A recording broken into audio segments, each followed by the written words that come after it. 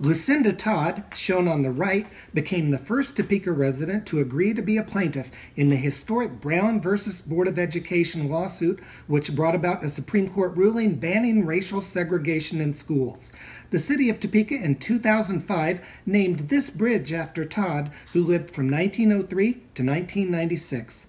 The LUCINDA Todd Memorial Bridge runs over Interstate 70 on Southeast 10th Street between Madison and Monroe. This is Tim Rencher, the history guy for CJ Online, talking about people who have had bridges named after them in Topeka.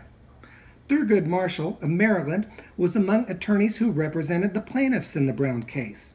Marshall lived from 1908 to 1993 and served on the U.S. Supreme Court from 1967 to 1991. The city of Topeka honored Marshall in 1994 by making him the namesake of this bridge on Southeast 21st Street, running over railroad tracks just west of Adams. Oscar Stauffer was the founder of Stauffer Communications, which was headquartered in Topeka and ran the Topeka Capital Journal as well as the WIBW television and radio stations. Stauffer lived from 1886 to 1982. After he died, this bridge on Southeast 6th between Jefferson and Branner was named the Oscar Stauffer Viaduct in his honor.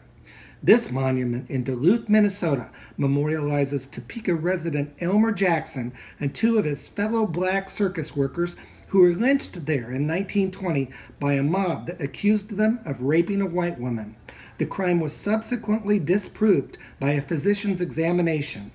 The city of Topeka made Jackson the namesake of this bridge over Shunganunga Creek on Southeast 15th Street, just west of Adams. A rededication ceremony was held there in October 2000. During the mid-1970s, Ken Marshall became the first racial minority to represent Topeka's 58th district in the Kansas House of Representatives. Marshall was born in 1926 and died in 1999. The city in 2003 made him the namesake of this bridge on Southeast 21st. It crosses over Butcher Creek about halfway between Kansas Avenue and Adams. Harold Adams trained thousands of licensed mental health technicians and psychiatric aides during his 26-year career at the former Topeka State Hospital. The city in 2006 named this bridge after Adams, who was born in 1929 and died of a heart attack in 1979. The bridge crosses Ward Martin Creek on Southwest 6th Street near McVicker Avenue, not far from where Adams worked.